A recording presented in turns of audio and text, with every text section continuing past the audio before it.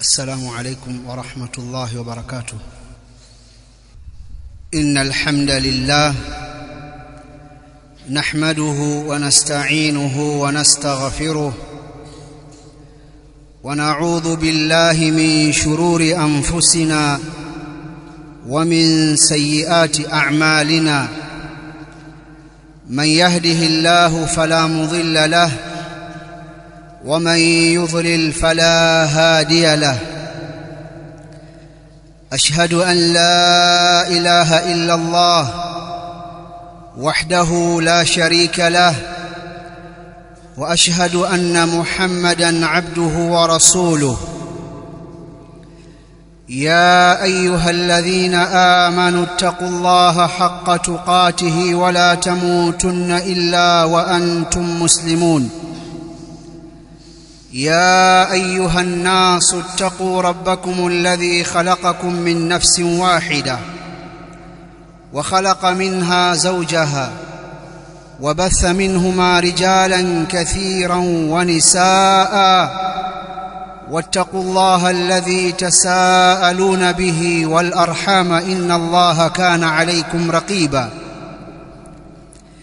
يا أيها الذين آمنوا اتقوا الله وقولوا قولا سديدا يصلح لكم أعمالكم ويغفر لكم ذنوبكم، ومن يطع الله ورسوله فقد فاز فوزا عظيما. أما بعد، فإن أصدق الحديث كتاب الله، وخير الهدي هدي محمد صلى الله عليه وسلم، وشر الأمور محدثاتها، فإن كل محدثة بدعة، وكل بدعة ضلالة، وكل ضلالة في النار. عباد الله، أوصيكم وأوصي نفسي بتقوى الله عز وجل، إنه قد فاز المتقون. Ndugu zangu Waislamu, hatuna budi kumshukuru Mola wetu mtukufu kutokana na fadhila zake nyingi juu yetu, na miongoni mwa fadhila zake ni kutuwezesha na kutuwafikisha kuhudhuria katika swala hii ya Aljumua. Kwa hakika hakuna jambo lenye maana, jambo la thamani kuliko Muislamu kuutumia muda wake katika kumtii Mola wake mtukufu.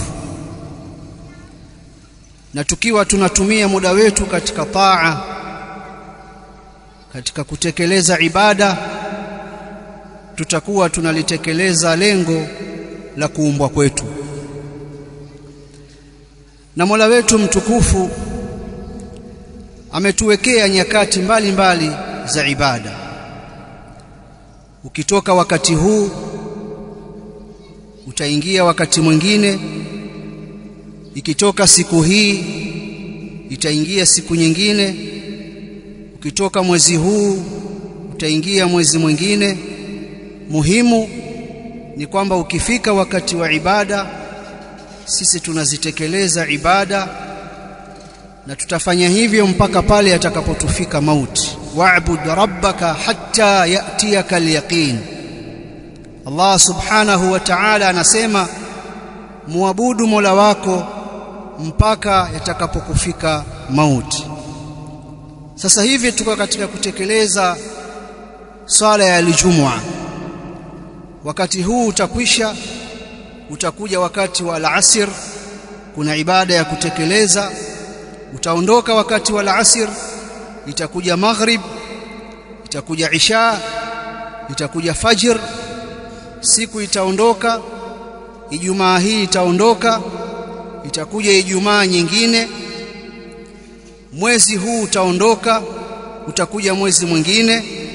Tulikuwa katika mwezi mtukufu wa Ramadhani tukitekeleza ibada mbalimbali, tukijipinda. Mwezi wa Ramadhani umeondoka, mbele yetu uko mwezi wa Dhulhijja. Na hizi nyakati zipo ambazo Allah subhanahu wa ta'ala amezifadhilisha kuliko nyakati nyingine, akazifanya nyakati hizo kuwa ni nyakati za kheri na misimu ya kuchuma amal, ya kufanya amal kwa ajili ya kutengeneza akhira yetu. Mbele yetu unakuja mwezi wa Dhulhijja, na hizi ni katika fadhila za Allah juu yetu. Baada ya kumalizika Ramadhani na watu wakapunguza katika ibada, sasa umekuja mwezi mwingine wa ibada. Mwezi wa Dhulhijja ni katika miezi mitakatifu, kadhalika ni katika miezi ya hija kama jina lenyewe linavyoashiria. Kadhalika katika mwezi huo wa Dhulhijja ambao haitafika Ijumaa nyingine isipokuwa tutakuwa tumo ndani yake, ziko siku 10 za mwanzo ambazo Allah subhanahu wa ta'ala ameziboresha siku hizi na amezifadhilisha kuliko siku nyingine zozote katika kipindi cha mwaka mzima. Na ametuambia maneno hayo mtume wetu Muhammad sallallahu alayhi wasallam, akasema katika hadithi aliyepokea Imam Abu Daud kutoka kwa Abdullah ibn Abbas radhiyallahu ta'ala anhuma, qala Rasulullah sallallahu alayhi wasallam, ma min ayamin al-amalu salihu fihin ahabbu ila Allah min hadhihi al-ayyam al-ashr. qalu wala al-jihadu fi sabilillah, qala wala al-jihadu fi sabilillah illa rajulun kharaja bimalihi wa nafsihi thumma lam yarji' min dhalika bishay. Anasema mtume sallallahu alayhi wasallam, hakuna katika siku, hakuna kabisa siku ambazo matendo mema hupendwa kwa Allah subhanahu wa ta'ala kuliko siku hizi, akikusudia zile siku 10 za mwanzo katika mwezi wa Dhulhijja, mwezi wa mfungo 3. Masahaba wa mtume sallallahu alayhi wasallam wakamuelewa mtume Muhammad, na wao walikuwa ni wanafunzi wazuri, wakakumbuka kwamba iko amali ambayo ni nzito katika kuifanya. Aya za Qur'ani zimeihimiza, hadithi za mtume wao Muhammad sallallahu alayhi wasallam zimeihimiza amali hiyo, na ni amali nzito. Wakamwambia, ya Rasulullah, hata jihad katika njia ya Allah haitakuwa na ujira mkubwa kuliko amali zilizofanywa katika siku hizi? Mtume sallallahu alayhi wasallam akasema, hata jihad katika njia ya Allah. Akaivua jihad moja, akasema isipokuwa mtu ambaye ametoka yeye na mali yake kwenda katika jihad, kisha visirejee viwili hivi kitu chochote, asirudi yeye wala isirudi mali, jihadi hii itakuwa ni bora kuliko amali njema zilizofanywa katika siku 10 za Dhulhijja. Ama jihadi ambayo mtu ametoka yeye na mali yake, akarudi yeye mali ikabaki katika njia ya Allah, au ikarudi mali yeye akabaki akauawa, basi haitashinda amali zilizofanywa katika siku 10 za mwanzo za mwezi wa Dhulhijja. Si jambo dogo hili. Ukiangalia maneno aliyosema mtume sallallahu alaihi wasallam mwanzo wa hadithi kwamba hakuna katika siku, hakuna, nakiratun fi siyaqi nafi, hakuna kabisa. Halafu masahaba wakaikumbuka jihad fi sabilillah na jinsi walivyohimizwa na ugumu wake. Na nyinyi mwajua wakati huo watu wakipigana jihad ni mapanga uso kwa uso, piga ni kupige. Mtu anauawa unamuona, wao wakakumbuka Allah alivyoihimiza jihad, infiru khifafan wa thiqalan wajahidu biamwalikum wa anfusikum fi sabilillah, tokeni mwende katika jihad hali ya kuwa wepesi au wazito, nendeni mkapigane katika dini ya Allah.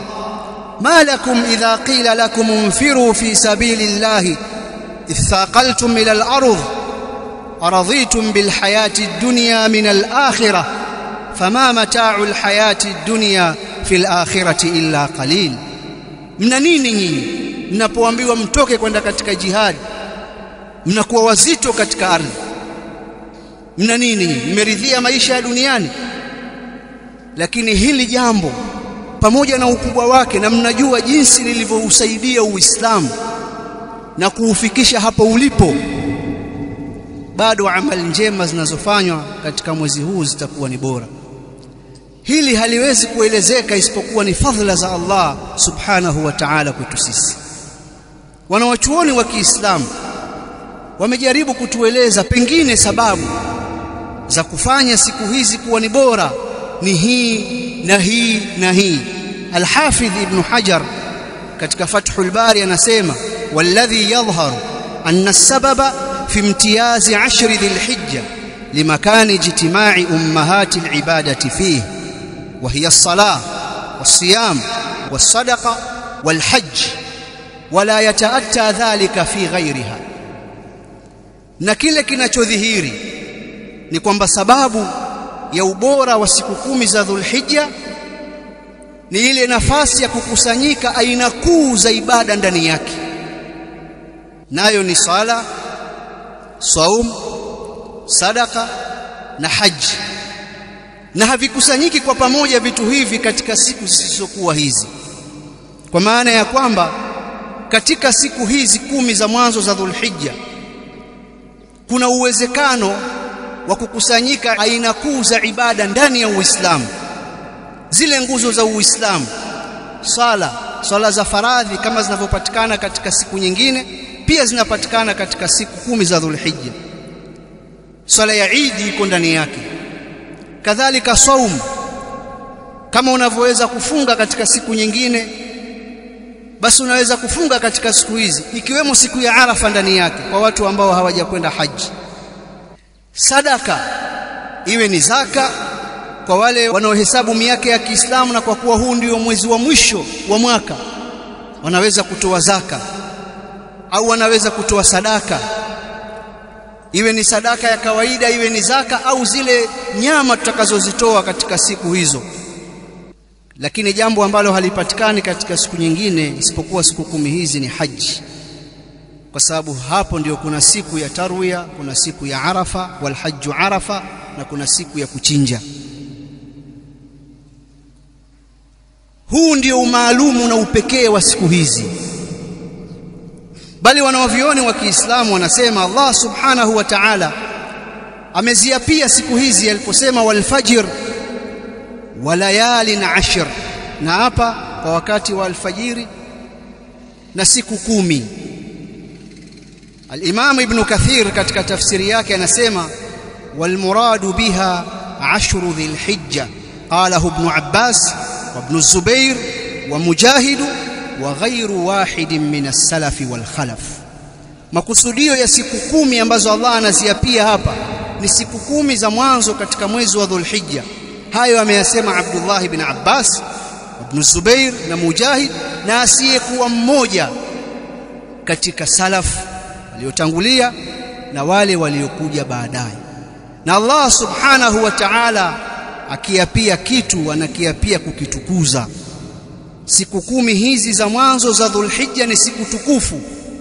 Mwingine anaweza kujiuliza swali, katika mwezi wa Ramadhani tulipokuwa tumeingia 10 la mwisho, tukasema siku hizi 10 la mwisho hili ni 10 la ibada la kujipinda, 10 bora. Sasa inakuwaje siku 10 za mwanzo za Dhulhijja tena tuambiwa ni bora kuliko siku nyingine yoyote katika siku za mwaka?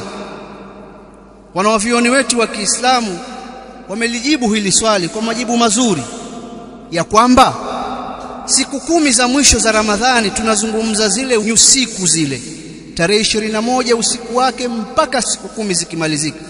Ule usiku wa 10 la mwisho ule ndio hakuna usiku wowote katika kipindi cha mwaka bora kuliko usiku zile, na ndani yake kuna usiku mmoja tu wa Lailatul Qadr ambao ni khairum min alf shahr. Ama 10 la mwanzo la Dhulhijja tunazungumza kuhusu mchana wake, kwamba hakuna katika mchana ayyam katika siku za mwaka ambazo ni bora kuliko siku hizi. Na ndani ya michana hii uko mchana wa Arafa ambao ndio mchana bora kuliko michana yote. Ni fadhila za Allah kwamba katika Ramadhani ametuwekea usiku mmoja ukawa ni usiku bora, na katika Dhulhijja akatuwekea mchana mmoja ukawa ndio mchana bora kuliko michana yote, mchana wa siku ya Arafa. aqulu ma tasma'un wa billahi at-tawfiq. Alhamdulillah hamdan kathiran tayyiban mubarakan fihi ملء السماوات والأرض وملء ما بينهما وملء ما شئت من شيء بعد. أهل الثناء والمجد أحق ما قال العبد وكلنا لك عبد. اللهم لا مانع لما أعطيت ولا معطي لما منعت ولا ينفع ذا الجد منك الجد. والصلاة والسلام على أشرف الأنبياء وإمام المرسلين نبينا محمد صلى الله عليه وعلى آله وأصحابه أجمعين. Ndugu zangu waislamu, siku zilizo mbele yetu ni siku tukufu sana na zina mambo mahsusi mengi. Moja katika utukufu wa siku 10 hizi ni kwamba ndani yake ipo siku ya Arafa. Siku ya Arafa ambayo tumeelezwa mara nyingi ubora wake na jinsi mtume wetu Muhammad sallallahu alaihi wasallam alivyoisema katika maneno yake mbalimbali. Itoshe tu kwamba hii siku ya Arafa ndiyo siku ambayo ilikamilishwa dini ya Uislamu.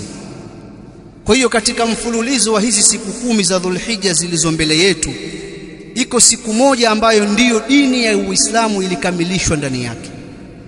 Allah anasema al-yawma akmaltu lakum dinakum wa atmamtu alaykum ni'mati wa raditu lakum al-islam dina.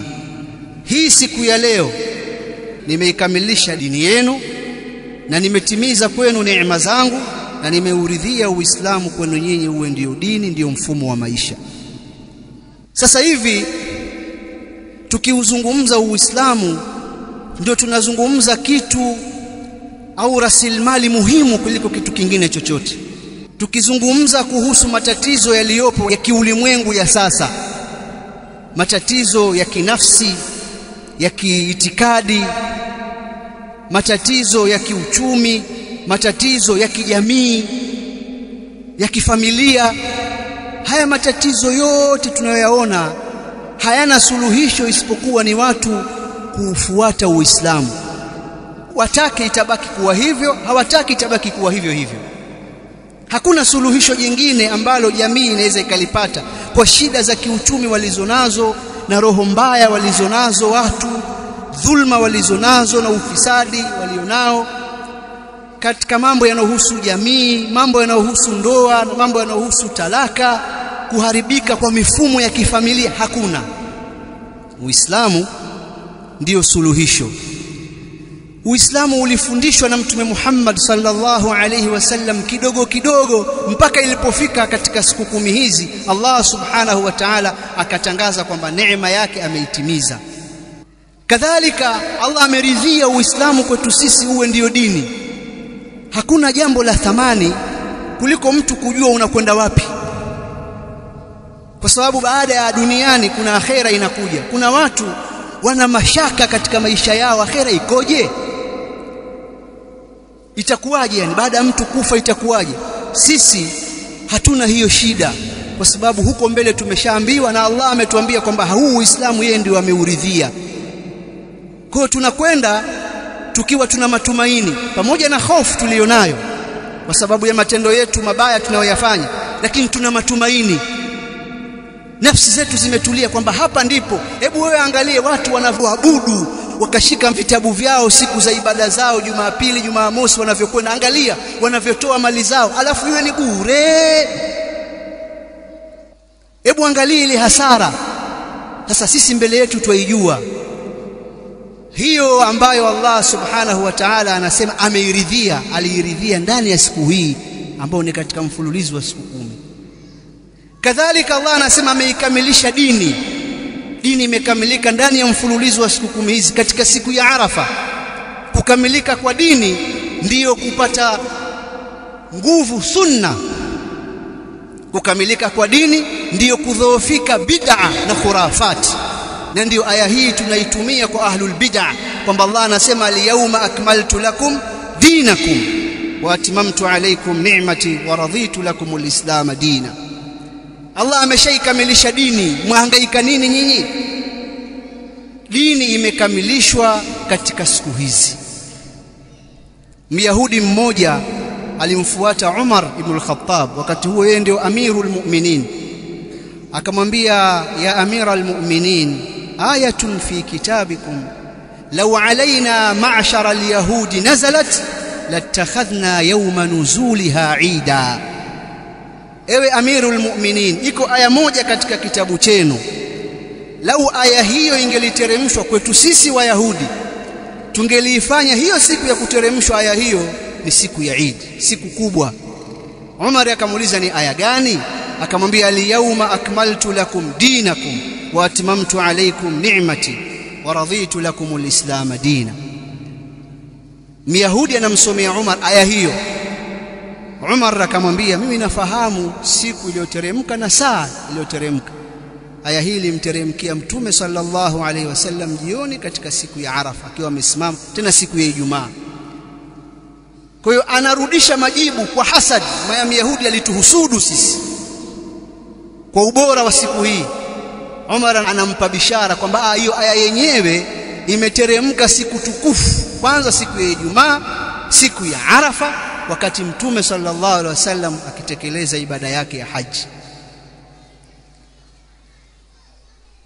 Kadhalika katika mfululizo wa siku hizi iko siku ya 10 ambayo ndio siku ya kuchinja, nayo ni katika siku tukufu. Mtume sallallahu alaihi wasallam anasema, a'dhamul ayami 'inda Allah yawmun nahr thumma yawmul qarr. Siku tukufu mbele ya Allah ni siku ya kuchinja, ile siku ya 10, kisha siku inayofuata. Kisha sahaba anasema, msimulizi wa hadithi, wa qurriba ila rasulillahi sallallahu alayhi wasallam 5 badanat au 6 yanharuhunna fatafiqna yazdalifna ilayhi ayatuhunna yabda'u biha. Siku hii akakurubishiwa Mtume sallallahu alayhi wasallam ngamia 5 au 6 ili awachinje. Wakawa ngamia wale wanamkimbilia Mtume sallallahu alayhi wasallam ili kila mmoja aanzwe yeye kuchinjwa na Mtume Muhammad sallallahu alayhi wasallam. Nikimalizia mazungumzo yangu, ni muhimu kwa Waislamu kuzitofautisha siku za fadhila na siku za khairi kuliko siku nyingine. Si sawa ikawa 10 la mwanzo la Dhulhijja limeingia, halafu hakuna tofauti yoyote katika ibada kwako wewe. Na ibada ziko nyingi. Kule kuzitekeleza swala za faradhi kwa jamaa ni kujikurubisha kwa Allah. Kuna swala za sunna, kuna kufunga katika hizi siku 9. Unaweza ukafunga siku yoyote, ukafunga siku 9 kama khairi, na hakuna hadithi sahihi sarihi iliyokuja ikasema kwamba ikazihusisha, isipokuwa siku ya Arafa. Kwa ukifunga siku ya kwanza, ya pili, ukaacha ya 3, ni katika khairi.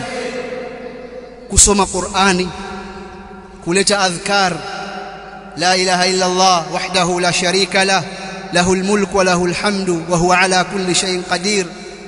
Kutoa sadaka ni katika matendo ambayo yatakiwa yatubadilishie ratiba zetu katika siku hizi. Mimi najua kama ingelikuwa ni misimu ya kidunia, ya kibiashara au ya kimali, tukawaambiwa kwamba siku 10 zijazo au siku 5 zijazo kuna biashara nzuri zitafanyika au kuna shughuli itafanyika itaongeza biashara na mapato katika mji wetu, mimi najua kila mtu angekuwa ana hamu ya kuzisubiri kwa sababu ya zile faida za kilimwengu ambazo tunazipata. Lakini linapozungumzwa suala la siku 10 hizi na khairi inaingia, lakini si kama vile tunavyoziwaza fedha au faida za kilimwengu. Lakini ujiulize wale wenzetu ambao sasa hivi wametangulia mbele ya Allah subhanahu wa ta'ala, wao wakikhiarishwa sasa hivi baina ya faida ya duniani na faida za akhera, wao watachagua nini? Mimi naamini jawabu litakuja ndani ya nafsi ya kwamba watachagua faida za akhera, kwa sababu kwao tuna dunia haina thamani, bali tunaziona katika athari kwamba mtu anataka hata rakaa 2 azipate, bora hizo kwake kuliko dunia na vilivyomo. Basi tuligeuze jambo hili katika upande mwingine, pamoja na kwamba tuko duniani tuzichukulie siku hizi ni siku za kheri, na kwamba hizi ni fursa za kuzijaza akaunti zetu za akhera. Siku yetu lazima iwe na tofauti, Dhulhijja ya mwanzo na Dhulqaada ya sasa ya mwisho. Jambo la mwisho muhimu kwamba siku ya 10 au 11 au 12 au 13 ni siku ya kuchinja. Tunaweza kujiandaa kutoka sasa kwa kuweka fedha kidogo kidogo kwa ajili ya kuchinja, kujikurubisha kwa Allah subhanahu wa ta'ala. Kwa kipato ulichonacho unajua mwenyewe, mwaka mzima ukashindwa kuchinja si sawa. Zile fikra za kwamba tuletewe nyama, tusubiri nyama, zile ni fikra za zamani zile ni fikra za udumi, za kupewa. Sisi tubadilishe fikra ziwe ni fikra za kutoa. Ukiwa una fikra za kupewa unakuwa ni mnyonge siku zote, hujisogezi wewe, wasubiri kupewa. Lakini tunaweza sisi kutafuta 100,000, 120,000, ukanunua mbuzi, kondoo, au mkachanga watu 7, ukanunua ng'ombe. Tunaweza tujiandae kwa ajili ya siku hizi zinazokuja mbele yetu. Rabbana atina fid dunya hasana wa fil akhirati hasana wa qina adhaban nar. ربنا آتنا في الدنيا حسنة وفي الآخرة حسنة وقنا عذاب النار. اللهم إنا نسألك الهدى والتقى والعفاف والغنى، وصلى الله على سيدنا محمد. قوموا إلى الصلاة.